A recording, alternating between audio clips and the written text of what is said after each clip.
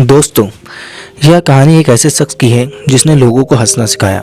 शारीरिक और मानसिक रूप से कमज़ोर होने के बावजूद भी उसने लोगों के दिलों में जगह बनाई और जिसने दुनिया को ये सिखाया कि खुश रहने के लिए और कामयाबी के लिए शरीर का स्वस्थ होने से अधिक ज़रूरी है हमारे मन का स्वस्थ और खुश रहना। स्थिलजी का जन्म 1890 में।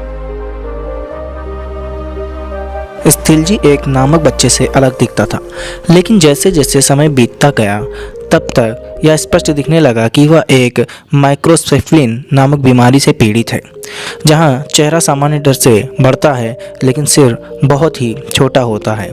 यह एक आम इंसान के मुकाबले सिर आधे के बराबर होता है।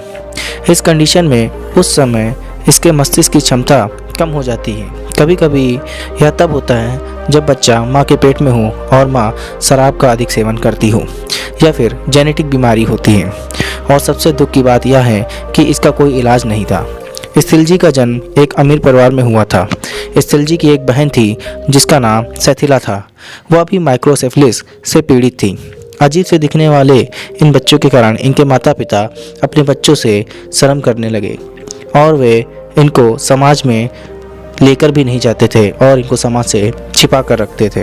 वे डरते थे कि लोग उनका मजाक बनाने लगेंगे और इसी डर से उन्होंने इन दोनों मासूम बच्चों को एक ड्रीमलैंड सर्कस में बेच दिया। जहां इन बच्चों को प्यार और देखभाल की ज़रूरत थी, वहां इनको सर्कस में बेच दिया। वहीं से शुरुआत हुई इन दोनों बच्चों के सफ़र की। सेल्तिजी एक युवा होते हुए भी उसका दिमाग एक 3 साल के छोटे बच्चे जैसा था। वह सिर्फ छोटे छोटे शब्दों को आपस में जोड़कर बोल पाता था। सर्कस में साइड से जो भी शो होते थे वो हमेशा एक लड़की के कपड़े पहनता था और अपनी मासूम हरकतों से सबको हंसाता था। धीरे धीरे वह अपने मासूमियत और फनी नेचर से दर्शकों का चहेता बन गया। जो भी उसके संपर्क में आता वह उसकी सादगी और मासूमियत का दीवाना हो जाता था। सेल्तिजी उस सर्कस से इस कदर पॉपुलर हुआ कि उसे हॉलीवुड मूवीज़ के लिए ऑफ़र आने लगे। उसके बाद सेल्तिजी ने कई सारी फिल्मों में काम किया। 1932 में सेल्तिजी ने फिल्म फ्रीक्स में अभिनय किया और इस फिल्म से वह रातों रात एक सुपरस्टार बन गया। इस फिल्म में सर्कस में होने वाले प्यार और धोखे को दर्शाया गया था। इस फिल्म में कई भड़काऊ दृश्य भी दिखाए गए। क्रिटिक्स और लोगों ने इसकी काफ़ी आलोचना की थी। एक लेखक ने इस फिल्म के बारे में यहाँ तक कह दिया था कि इस फिल्म में दर्शकों की भावनाओं से खेला गया है। 1936 में सर्कस में काम करने वाले जॉर्ज, जो कि चिंपांजी के ट्रेनर थे, उन्होंने सेल्तिजी को गोद ले लिया। जॉर्ज ने 1965 तक, जब तक वे जीवित थे, सेल्तिजी का बहुत ख्याल रखा। लेकिन जॉर्ज की मौत के बाद सेल्तिजी की बेटी ने उसको रखने से मना कर दिया और उसे लॉस एंजलिस के एक मेंटल हॉस्पिटल में भेज दिया गया। सेल्तिजी 3 साल तक मेंटल हॉस्पिटल में रहा। वहाँ वह सर्कस के प्रदर्शन को याद करके खुश रहता था। मेंटल हॉस्पिटल में सही से देखभाल न होने की वजह से उसकी तबीयत धीरे धीरे खराब होने लगी थी।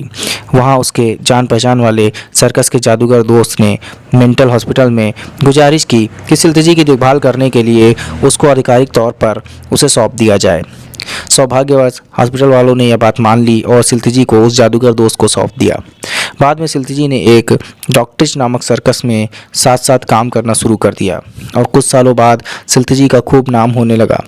और बाद में उसका स्थायी घर न होने की वजह से फिर भी उसको बहुत से लोग जानने लगे। फिर कुछ सालों बाद सेल्तिजी लॉस एंजलिस से रिटायर हुआ और अपने रिटायर के दिन उसने लोगों को खूब मनोरंजन किया।